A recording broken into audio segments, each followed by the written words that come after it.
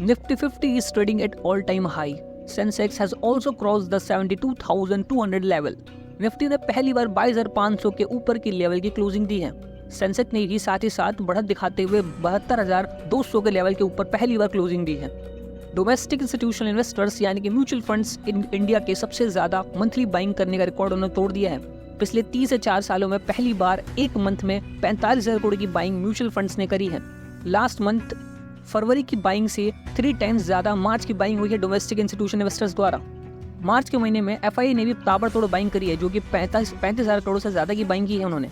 पिछले एक साल में निफ्टी 50 रिटर्न की बात करें जो कि 30% के आसपास का है, वैसे ही मिड कैप ने 57% के आसपास रिटर्न दिया है और हमारे स्मॉल कैप्स ने मोर देन 60% रिटर्न दिया है। क्या मार्केट में इतनी ज़्यादा पॉजिटिविटी है या मार्केट यहाँ पर रिवर्सल का कोई इंडिकेट दे रहा है?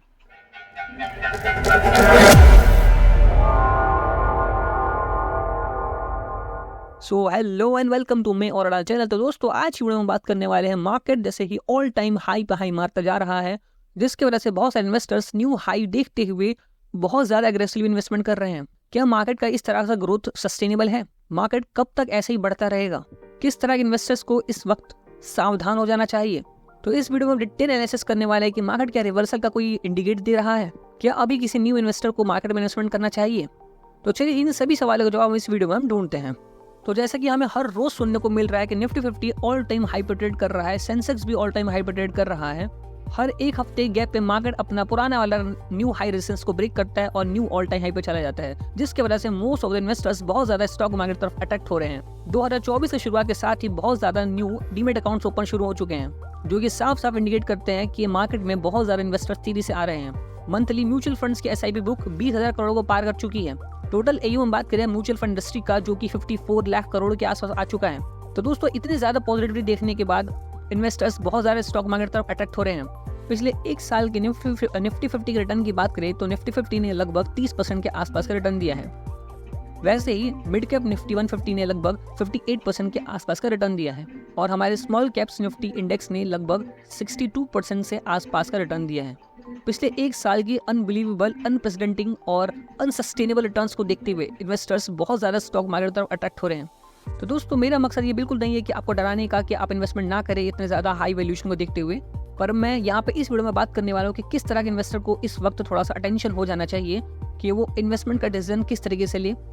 तो चलिए दोस्तों समझते हैं कि किस तरह के इन्वेस्टर्स को अभी के स्टॉक मार्केट में डरने की जरूरत है। डरने से मेरा मतलब है उन्हें सावधान रहने की जरूरत है। ऐसे इन्वेस्टर्स जिसने अपने रिस्क को ना समझते हुए इन्वेस्टमेंट करा हो।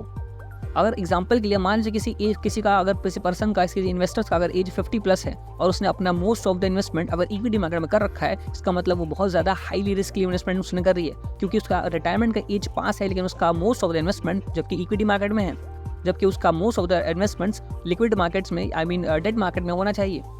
ऐसे इन्वेस्टर्स जिन्होंने अभी फिलहाल में लमसम करा हो, क्योंकि मार्केट अगर ऑल टाइम हाई पे ट्रेड कर रहा है तो लमसम का डिसीजन आई थिंक अवॉइड किया जा सकता है। एक रीजनेबल करेक्शन के बाद ही लमसम इन्वेस्टमेंट एक लॉजिक माना जाता है।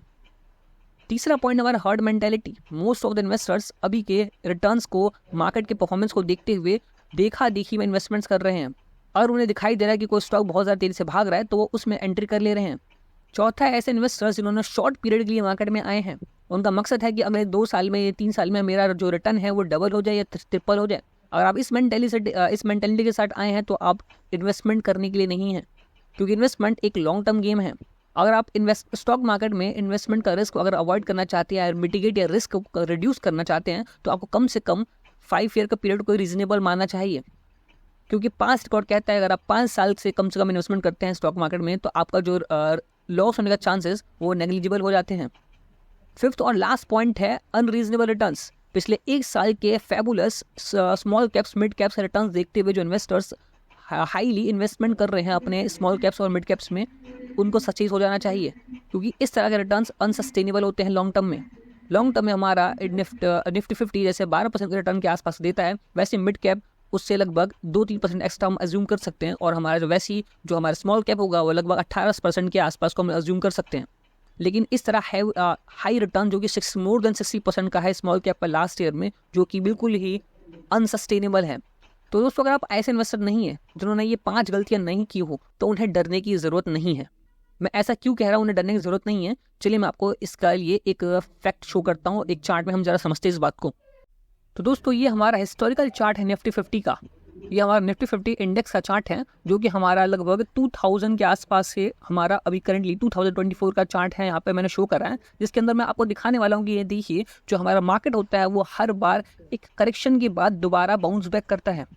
जैसे यहाँ पर 2007 के आसपास सब प्राइम लेंडिंग के हमारा जो क्राइसिस देखने को मिला था, जिसमें मार्केट हमारा क्रैश कर रहा था, लेकिन उसके बाद हुआ क्या, अल्टीमेटली मार्केट बाउंस बैक करा।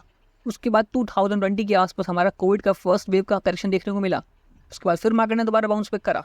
फिर यहाँ पर लगभग 2021 में ही नवंबर के आसपास हमारा कोविड का दूसरे वेव का करेक्शन देखने को मिला, लेकिन मार्केट ने फिर भी अल्टीमेटली दोबारा बाउंस बैक करा।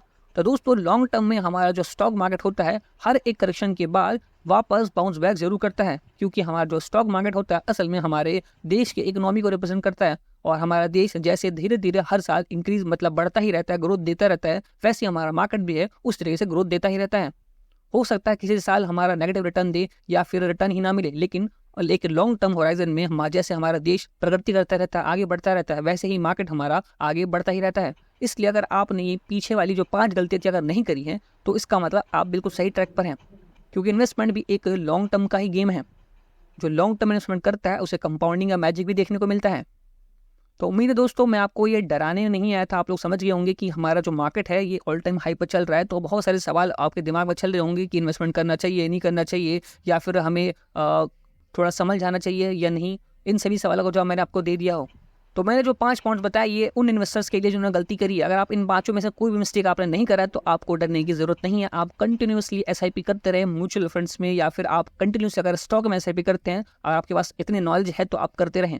एक रीजनेबल करेक्शन होने पर आप उसमें एक लमसम अमाउंट भी जरूर टॉपअप करें। अगर आप जानना चाहते हैं कि हम किस टाइम हमें टॉपअप करना चाहिए, वो रीजनल करेक्शन हमारा क्या माना जाता है, तो इसके लिए हम आपको एक सेपरेट वीडियो जरूर बनाएंगे। आपको जो भी डाउट्स आप कमेंट बॉक्स में लिख सकते हैं। इस वीडियो में इतना ही, मिलते हैं नेक्स्ट वीडियो में। जय हिंद।